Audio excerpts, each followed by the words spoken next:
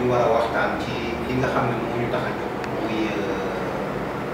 la 6e édition du Gala des Pyramides d'Or ñu nga bokk ci lauréat yi nga xam ne ñoom la ñu war a décerner ay trophée Pyramides d'Or ñu war ko organiser le samedi 11 juin 2022 à la salle de l'unité africaine au CICES de Dakar ñu bokk si nga ànd ci nag ak ay kilifa yoo xam ne ñoom ñëpp seen dañu màcc ci domaine bi ñuy intervenir sur le plan socio-économique, culturel, politique, et cetera donc muy la am solo trop am koo xam ne ren nag moom mooy exception bi muy Jaliba Kouyaté di un artiste musicien choriste gambien donc war a nekk lauréat non seulement mais ba pare boole mu bokk ci ñi nga xam ne ñoom moom moo war a animer la soirée. macha allah waaw moom moo war a animer la soirée ak en tout cas une pléiade d'artistes sénégalais yoo xam ne fii la ñu nekk. sant yàlla baax des fois di rafetlu li ngeen di liggéey maa leen gën a bëgg parce que nga toog ñoo xam ne xamuloo leen ñu yónnee la lettre bu mel na bi ngeen ma yónnee wane ni yéen a ngi may bàyyi xel ci li may def ak ci li may liggéey dama ci am mbégte bu rëy bi ma duggee ci internet gëstu laajte seet li ngeen di def xam ne yàgg ngeen ci du tey te li leen tax a jóg mooy defar li ngeen def mooy lenn jéem seet ñi nga xam ni seen taxawaay ak seen jëf rafet na ci réew mi ngeen sargal leen loolu c'est pour wane joxe leen comme exemple te réew mi fi ñu toll soxla nañu lu mel noonu parce que tout le monde parle de la perte des valeurs dëkk bi fi mu jëm war nañ ci tiit parce que tey bu ngeen seetee ay mag ay ñoo xam ne ñoo waroon joxe exemple ñooy def naka lu sul noonu ci biir internet bi dina war na quand même képp koo xam ne am nga gis-gis te am fonk boo fonk réew mi war nga ci tiit kon yéen li ngeen di def dafa bokk ci li nga xam ne dina atténuer impact négatif yi nga xam ne moom la ñuy gis tey kon dem seeti ji ay nit ñoo xam ni parce que ñi ma gis ñëpp tey ngeen nominé leen ku ci nekk macha allah ci domaine bi nga nekk Sénégal naw na la ci kon man bu ngeen ma boolee ci lu mel noonu du ma def lu dul bég si di ñaan yàlla ñu àgg ca bés ba bu ko defee ku nekk mën ci taxawaay bi gën a rafet ndax yàlla may leen ci ndam may ñu ci ndam yow nag mi initiateur bi Sénégal amel na la njukkal. Parce que quand on parle d'entrepreneuriat social ça fait partie de ça nga xam ne yow acte yi ngay jël li nga ci jublu mooy mu am jeexital ci biir askan bi mu am njëriñ bi ci biir askan bi donc ku nekk domaine bi ngay ñëwee on a besoin de gens qui vont créer des richesses pour yokk koom-koomu réew mi soxla nañ ñoo xam ne ñooy xalaat politique pour xool fan lañ war a yóbbu réew mi mais am nañ aussi ñoo xam ne ñoom ñoo war a jóg taxaw pour askan bi parce que li ñuy wax les biens immatériels li ngeen di def ci loolu la bokk xëy na pour xayma ko ni njëg bi lii la dina jafe mais njëg bi en fait c'est incommensurable parce que lépp lu bokk ci tabax doomu aadama ci defar doomu aadama njëg boobu kenn mënu ko xayma te li ngeen def bu leen ko xeeb nuru na juste un acte comme ça mais c'est un axe extrêmement puissant c'est un axe très fort parce que bu ngeen génnee ñoo xam ni yaakaar ngeen li ñuy taxaw ci réew mi am na njëriñ fexe ba ñu bare xam ko parce que donte xëy na ña ngi koy def ñëpp xamuñu ko mais événement bi ngeen def day tax mu amplifier ñi nga xam ni seen taxaw mat na pas forcément royukaay mais am na luñ ci mën jëriñ am na lu ci dit mën jëriñoo ko surtout xale yi c'est ça qui est le plus important loolu moo tax ma leen di sant di leen gërëm di rafetlu li ngeen def di rafetlu aussi si ñi ngeen tànn ñëpp parce que ku nekk dem naa xooli ñan ñoo si nekk kenn ku ci nekk wax dëgg yàlla mat nga taxawaay bi nga xam ne moom lañ la laaj yow nag kenn amul sa fay yow mi nga xam ne yow ko xalaat ba taxawal ko looy mooy wane ni rek Sénégal ku nekk fi nga mëne y a beaucoup de ñi ñu war a sargal dëgg ci Sénégal sargal ñu leen parce que y a beaucoup de gens yoo xam ne ñi ngi liggéey li ñuy liggéey amuluñ ci seen bopp njëriñ, benn njëriñ amuluñ ko ci seen bopp, mais société bi la ñuy liggéeyal. Malheureusement du ñooñu ñoo gën a feeñ. Yow nga bokk ci en fait loolu, parce que lii ngay liggéey loolu la. Loolu générosité moo ko mën, parce que amoo ci dërëm, amoo ci leneen, kenn fayu la ci. Au contraire sa alal nga ciy def, sa temps nga ciy def, sa àq nga ciy def. Xëy na ak peut-être ñu la si ñëw fekkale la ci, parce que organiser lu mel ni yombul, ça a un coût, tout le monde le sait. Mais boobu ba tey yaa ngi koy def, kenn déggu la ci, sans bruit tambour ni trompette, mais at bu nekk waxtu boo ko defee daal yàlla may la ci ndam. Kon yan na yàlla continuer ndam loolu di sax te ñu yàlla jàppale ñu ba ñu àgg sa bis ba ak jàmm ak salaam. Man maa leen ameel njukkal parce que rafetlu initiative bi, parce que defe naa li initiateur bi def muy Bakary Sidi Demba du lu yomb comme li ma ko wax, parce que acte de générosité la, parce que lii ça te demande du temps, ça demande des efforts, ça demande des moyens. Nga xëy suba xalaat ko di ko def di ci sonn di war a nit ñi ñoo ko ameel njukkal. Donc man su ngeen ma ci oowee comme je dis bi ñu ma jëkkee bind lettre bi ma ne ndekete ñu mel ni ñi ngi fii di la seetlu di saytu li ngay def ba xëy suba ràññee la si, loolu booy gor la nga mën mooy yow tamit nga ñëw taxaw fa teew. Incha allah dinaa fa ñëw ànd ak sama ay nit, ànd ak samay mbooloo. waa programme WPP comme ni nga ko waxee dañuy liggéey ak un programme qui est africain avec concerne 8 pays. Je m'occupe du Sénégal, de la Côte d'Ivoire et de la RDC. te si biir Sénégal moom lañ taxaw ngeen gisoon ko ñu tuddi leen le programme Women Political Participation, mu lënkale femmes parti politique yëpp, peu importe leur appartenance, mais fexe ba dajale leen pour ñu mën a liggéey xam ni Sénégal moo jiitu ku nekk sa préoccupation wu bopp. Macha allah réussir nañ loolu, parce que boo leen bu ñu toogee bu ñu la waxul bii parti la ñu bokk doo ko xam, day mel ne ñoom ñëpp ñoo bokk ndey ak baay, te pourtant ñoom ñëpp ku nekk da nga jiite. Tu es responsable politique dans ton propre parti. Donc mooy mode liggéey yu mel noonu, fexele naka la ñuy jokkale nit ñi, mooy li may wax rek li ngeen def ci yu mel noonu la. Lépp loo xam da nga koy defar pour tabax réew mi, pour unifier réew mi, je crois que loolu amul pay amul njëkk. Je disais tout à l'heure que économistes yi ñi ngi liggéey, politiciens yi ñi ngi liggéey, mais l'entrepreneuriat social c'est en fait ça. En fait c'est aussi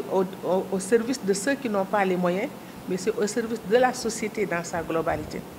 Or li Bakary def mooy loolu, parce que dafay tax ba ndaw yi ñëw mën a xool ni am na ay ñoo xam ne ay royukaay lañu, parce que c'est ça en fait l'objectif. Parce que dañ ko soxla fi ñu toll tey ci réew mi, parce que tey moom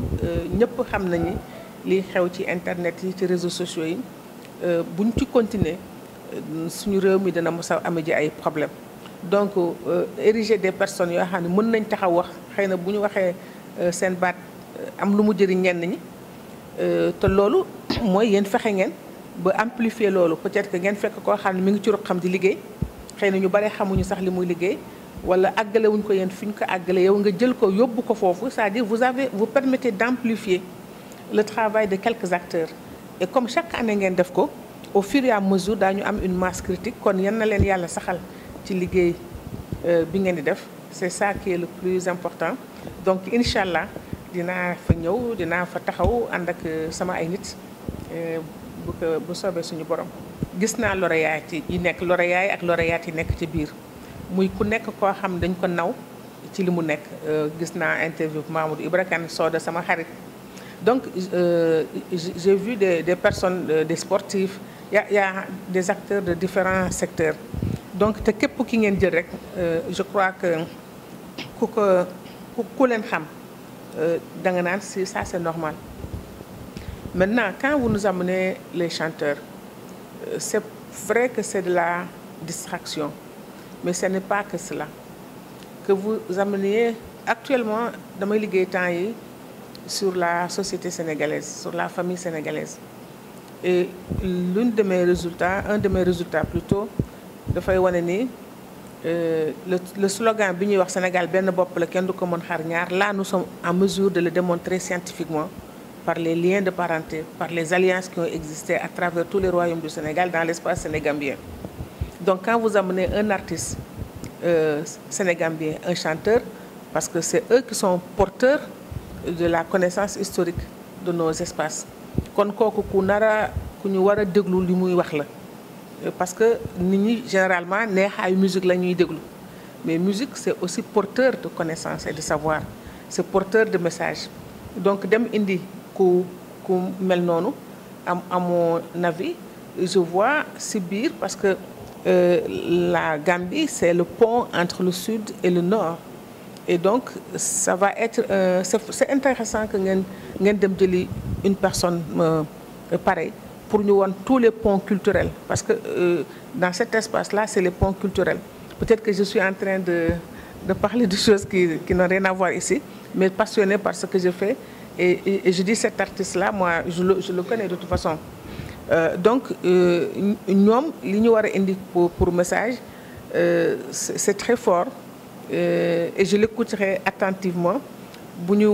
woyee ci làkk bu ñu déggul tamit war nañ ñu ko traduire ba ñu xam li muy wax li lan la, parce que li ngeen di indi mooy jokkoo, montrer ce qu'il y a de bon, montrer une direction à suivre, et j'espère qu'il y aura beaucoup de Bakary Demba plus tard dans ce pays, parce que lu baax dañ ko war di ko roy, ñu defe ko yeneen anam, mais essayer à chaque fois, parce que daanu dajul suuf, on ne peut pas avoir l'ensemble du Sénégal, mais c'est bien de le faire au niveau national, mais c'est bien de le faire dans les localités aussi, diriger un modèle dans chacune de nos localités, parce que xale yi dañ leen war a yar, parce que pour yar leen il faut ñu fekk leen fa ñu nekk. Et ce serait bien que parfois il fait des choses pour Guédiawaye tout court, qu'il fait des choses pour Keur Massar tout court, etc. Mais ça va demander effectivement beaucoup de moyens. Et j'espère, mais c'est bien, même lëkkaloo si ak ministère de la Culture, pour qu'il... Parce que ça fait partie de la construction de l'État. Ça fait partie de... Comme li ñu gis léegi, réew mi ngi nar a nërmeelu, parce que xale yi amuñu encadrement, amuñu modèle, fi ñu jëm ils sont désorientés. Am ku indi loolu dafa bien, parce que même ci seen biir ñoom am na ñoo xam ne ñu jana wone comme modèle lañu. Le modèle c'est pas seulement celui qui est au niveau national connu et tout, mais dans chaque espace am na fa koo xam ne waa koñ ba jël nañ ko comme nawle, jël nañ ko comme royukaay. Donc pyramide d'or dafa war a am, comme c'est une pyramide, c'est le sommet à la base, il va falloir qu'à chaque échelle, en fait à chaque échelle qu'il y ait des pyramides, quoi, que pyramide bi jur ay pyramides yu ndaw. Donc et peut-être là, si vous travaillez avec des sponsors, si vous travaillez avec la culture, si vous travaillez avec les partis politiques, donc je pense que les gens devraient encourager cette initiative. Booy def annuellement bi ngay def aussi entre-temps bu tayee nga jël telle zone, surtout que nos banlieues ont besoin de ça. Nous avons besoin d'encadrer nos jeunes, nous avons besoin de les écouter. Léegi bu ñu leen génnelee benn modèle ci seen biir, valoriser leen, ñoom ñëpp ñu xam ne ëllëgam si biir dañ leen di valoriser, mais bu boobaa daañu jéem def lu baax, parce que loolu rek la daal, parce que ki baax ñëpp a bëgg baax en réalité. Mais soo gisee royukaay yow tamit ëllëg, mais day fekk kooku ñu màndargaal ko, mais bu gisee ni am na benn finalité, mais ñoom tamit bu ëllëgee daañu def, ñu xool sa quartier ba kan moo ca moo gën a yellool ñu jël ko wane ko. Kon pyramide bi daal man je souhaite que mu nekk comme son nom l'indique, qu'il y ait plusieurs étages, chaque année ou tous les 2 ans comme vous faites benn bu nekk au sommet, mais de temps en temps aussi que vous en faites au niveau des localités. C'est à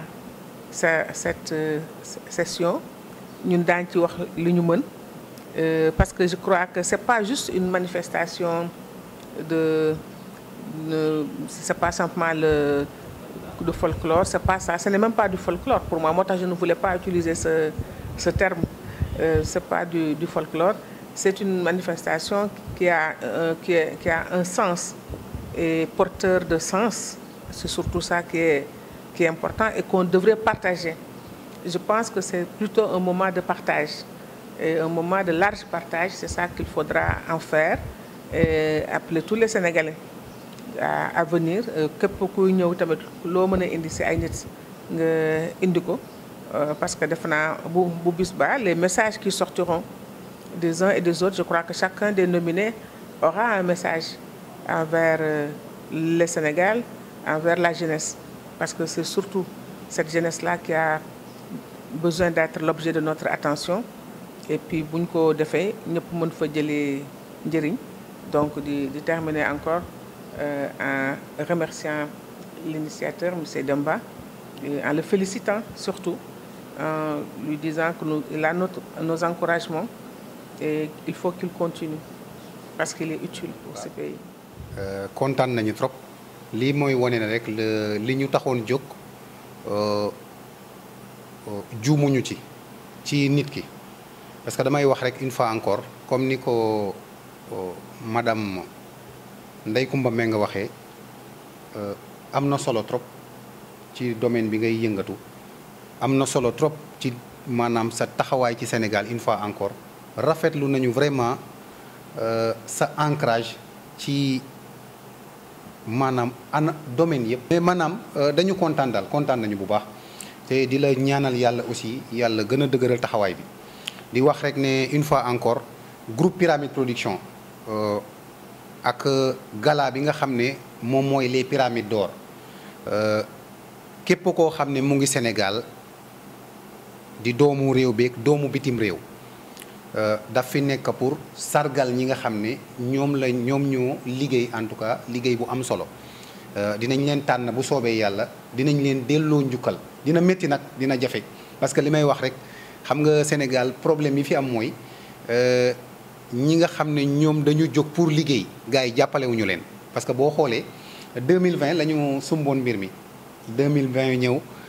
mbas mi ñëw wax dëgg yàlla ñu sant ci yàlla bu baax a baax ñu programmé waat que 2021 donc ki nga xam ne mooy njiitu réew bi muy le président de la République réquisitionné la salle waaw ñu programmé waat ko en 2022 war ko organiser si CICES bu Dakar donc muy le 11 juin di ñaan yàlla comme ni nga ko waxee rek yàlla may ñu dem ci dugg ceeg bismillahi rahmaani rahim yàlla may ñu tamit ñu mottali ko ci alhamdulilahi rabbil alamin di ci dellu rek di woo kilifa dëkk bi yëpp di leen wax ne leen ñi ñuy sargal tey amul lu ñu defalul Sénégal guddeel nañu Sénégal bëccëgal nañu